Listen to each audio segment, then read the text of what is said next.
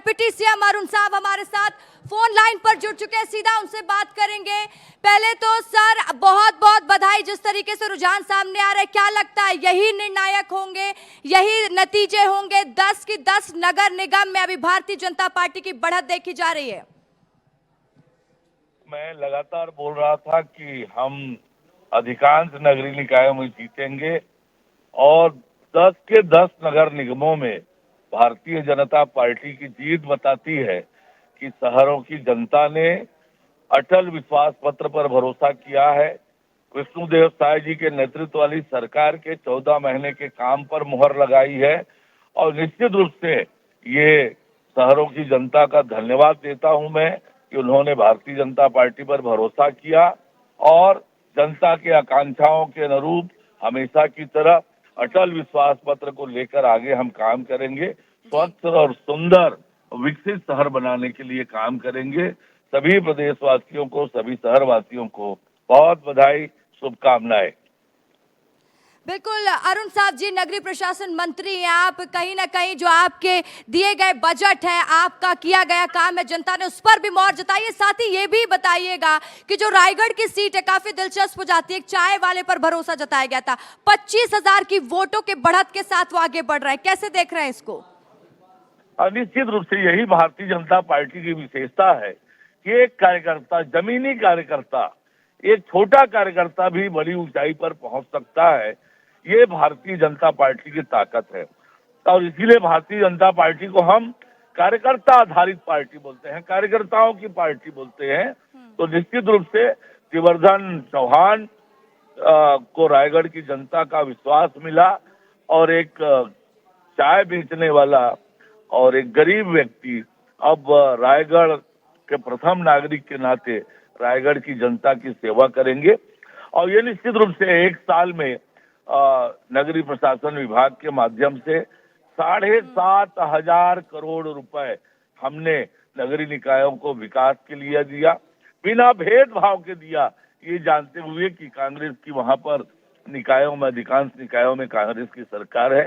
फिर भी हमारी जो प्रतिबद्धता थी शहरों के विकास के लिए, उस प्रतिबद्धता के अनुरूप पूरे नगरीय निकायों में विकास के काम तेज गति से अभी भी चल रहे हैं और आगे अब उसमें गति बढ़ेगी। स्वच्छ, सुंदर और विकसित शहर बनाने का हमारा संकल्प पूरा होगा। बिल्कुल, तो देखिए डिप्टी सीएम साहब, मैं ये भी समझना चाहूंगी क्योंकि अब आप लोगों की चिंता भी और बढ़ेगी, काम भी और बढ़ेगा। अभी तक डबल इंजन की सरकार चल रही थी, अब ट्रिपल इंजन की सरकार बनाने की तैयारी में आप लोग दिख रहे हैं, तो कैसे संतुलन बैठाएंगे सबका? देखिए रसिका जी, हम विकास की राजनीति करते हैं, विकास के लिए राजनीति करते हैं, विकास पर राजनीति करने वाले हम नहीं हैं।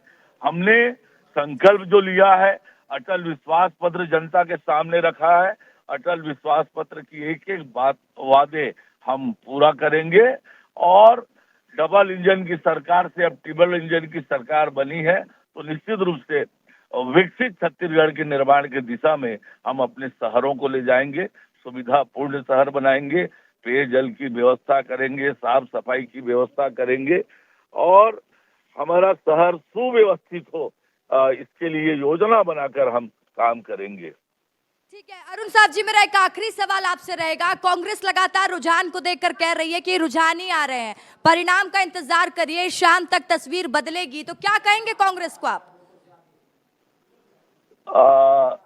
ये तो मन बहलाने के लिए चाहे जो भी बोले और आज भी सवेरे अखबारों में आपने देखा होगा, टीवी चैनलों में देखा होगा, कैसे बड़े बड़े दावे कर रहे थे और इनके दावों को पोल तो बार बार खुली है।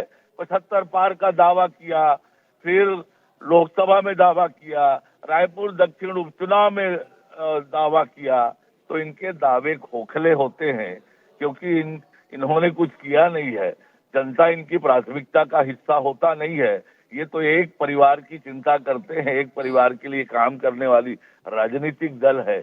जनता के हित में, देश के हित में, प्रदेश के हित में न ये सोचते हैं न करते हैं और इसलिए वो जनता ने इन्हें सबक सिखा दिया है।